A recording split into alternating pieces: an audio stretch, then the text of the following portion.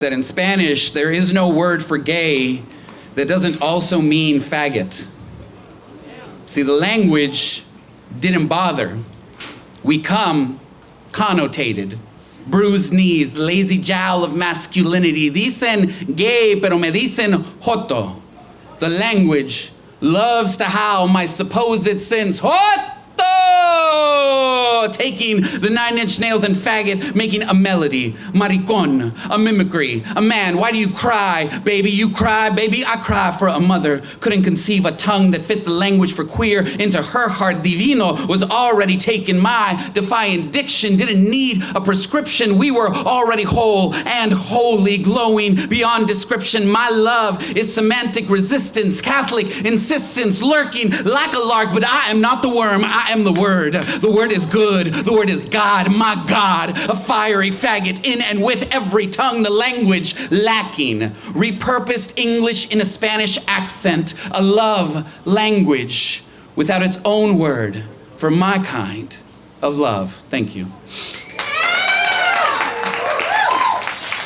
She be feeling poetic. And yeah, I love myself, but it took a while. There was a moment there where I was not loving myself. I was doing some really bad things, making some really bad choices. Make some noise if you've made some bad choices in your lives. Make some noise if those bad choices took you to rehab. Okay, just me, that's fine. I apparently was making worse choices than you. Oh, wait a second. That took a dark turn. I was talking to Good Gope Spill, and I was like, yeah, we're going to talk about queer shop and then heroin. And that's where we're at, right? It took a while. And it's hard to pull yourself out of these dark places, right? Because first you have to realize you're in these dark places, right? In order to get out there. And for me, it took a lot for me to realize that I needed help, right?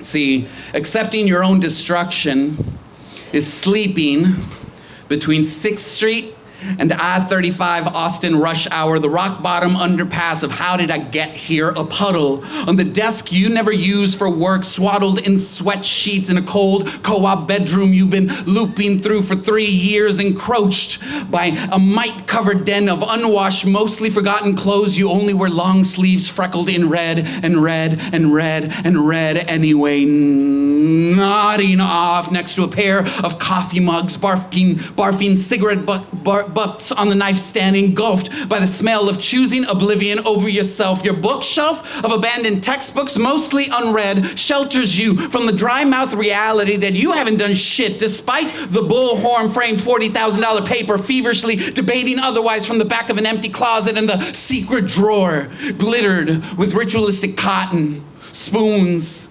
tiny empty balloons, cradles your rent-by-the-hour dignity. That drawer harbors the hollow of a moment that you keep chasing, an intimate black hole that you're never gonna guillotine if you don't devour yourself down to the nails bed, each brittle breath boiling over with iron and burnt vinegar. You can't see, the only way out is in. Cannibalism is hard to swallow, but you gotta kill in order to live. So, step 1, stop stalling.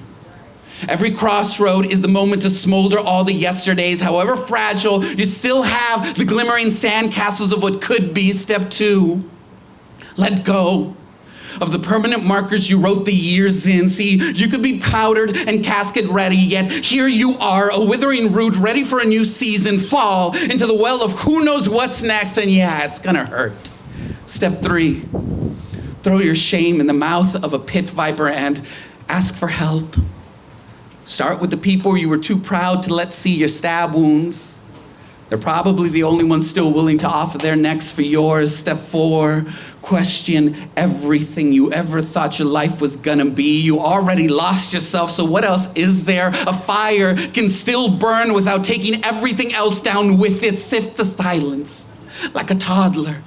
Pretend like it is the first time you're able to run to instead of away from something. Step 5, don't run, go slow. Before you consume everything just to prove you were ever here, stop. Take a moment to grow rainbows from the icicles of father figures. Find the fairy dust that pumps the cells in every breath. Breathe. Feel how heavy it is to be alive. Confidence grows like moss. Doubt vines both can colonize a garden. You've spent years scorching, so sit. Dig your palms in the dirt. Stop accusing gravity of holding you down. Take a big gulp of yourself. You know you're an acquired taste. And if you still have something to lose, then this story isn't for you. But if your throat grows excuses and lies like cancer, then make the right choice and go home instead of chasing after something that'll never love you back. What is armor if not a cage? So again, stop stalling, let go, ask for help, question everything, and go slow. Learning to live with yourself is like walking in wet socks. But it's so much softer than the hot coals you swore were cauterizing your pain, not causing it. The kingdom of nothing is all you have left, so take a chance and inherit yourself for once, and every day after, choose you. Choose you. Someone has to. Thank you.